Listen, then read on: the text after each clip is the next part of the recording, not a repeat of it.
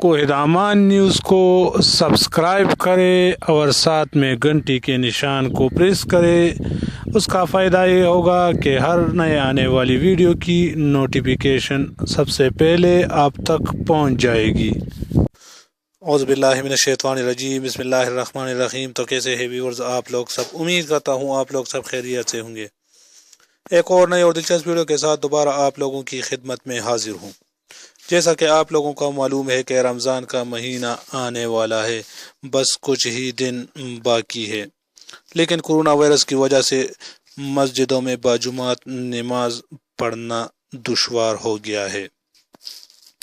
इस सिलसिले में हुकूमत और उलमाए किराम के दरमियान एक मुशावरत हुई, जिसमें हुकूमत और उलमाए किराम 20 नुकात पर मुत्तफिक हो गए हैं। तो वो 20 नुकात कौन से हैं, ये आप लोगों को मैं तफसील से बताऊंगा इसी वीडियो में।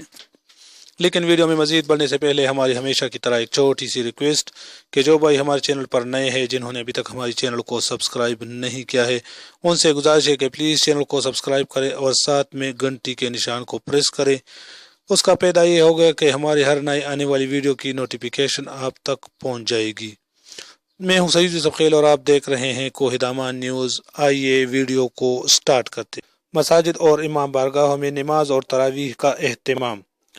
मसाजिद और इमाम बारगाहों में कालीन या दरिया नहीं बिछाई जाएंगी, साफ फर्श पर नमाज पढ़ी जाएगी।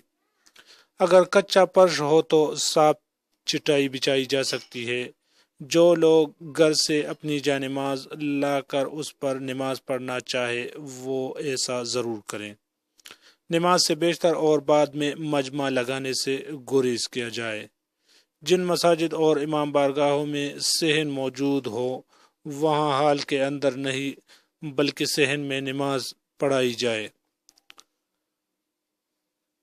50 साल से ज़ायद उम्र के लोग, नाबालिग बच्चे और कांसी, नज़ला, ज़ुकाम वगैरह के मरीज़ मसाजिद और इमाम बारगाहों में न आए। मस्जिद और इमाम बारगाह के अहाते के अंदर नमाज और तरावीह का एहतमाम किया जाए। सड़क और फुटपाथ पर नमाज पढ़ने से इज्तिनाब किया जाए। मस्जिद और इमाम बारगाह के फर्श को साफ करने के लिए पानी में क्लोरीन का महलूल बनाकर धोया जाए।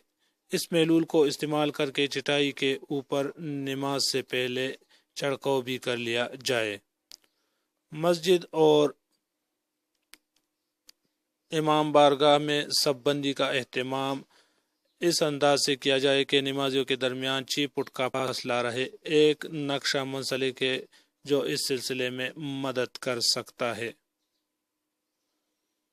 मसाजिद और इमाम बारगाह इंतज़ामिया ज़िम्मेदार अफराद पर मुश्तमिल एक कमेटी बनाई जाए जो एहतियाती तदाबीर पर अमल यकीनी बनाए। मस्जिद और इमाम बारगाह के मुंतज़मीन अगर फर्श पर नमाजियों के खड़े होने के लिए सही फासलों के मुताबिक निशान लगा दे तो नमाजियों की इकामत में आसानी होगी। वुज़ू घर से करके मस्जिद और इमाम बारगाह तशरीफ लाएं। साबुन से 20 सेकंड हाथ धोकर आएं। लाजिम है कि मास्क पहनकर मस्जिद और इमाम बारगाह में तशरीफ लाएं और किसी से हाथ नहीं मिलाएं और न बगलगीर हों। अपने चेहरे को हाथ लगाने से गुरेज करें। घर वापसी पर हाथ धोकर ये कर सकते हैं। मौजूदा सूरत हाल में बेहतर यह है कि घर पर एहतिकाफ किया जाए। मस्जिद और इमाम बारगाह में इफ्तार और सहरी का इज्तिमाई इंतज़ाम न किया जाए। मसाजिद और इमाम बारगाह इंतज़ामिया, आइमा और ख़तीब ज़िलाई व सूबाई हुकूमतों और पुलिस से राब्ता और ताउन रखें। मसाजिद और इमाम बारगाहों की इंतज़ामिया को इन एहतियाती तदाबीर के साथ मशरूत इजाज़त दी जा रही है। अगर रमज़ान के दौरान हुकूमती महसूस करे कि इन एहतियाती तदाबीर पर अमल नहीं हो रहा है या मुतासरीन की तादाद ख़तरनाक हद तक बढ़ गई है तो हुकूमत दूसरे शोबों की तरह मसाजिद और इमाम बारगाहों के बारे में पॉलिसी पर नज़रसानी करेगी। इस बात का भी हुकूमत को इख्तियार है कि शदीद मुतासरा मखसूस इलाके के लिए अहकामात और पॉलिसी बदल दी जाए।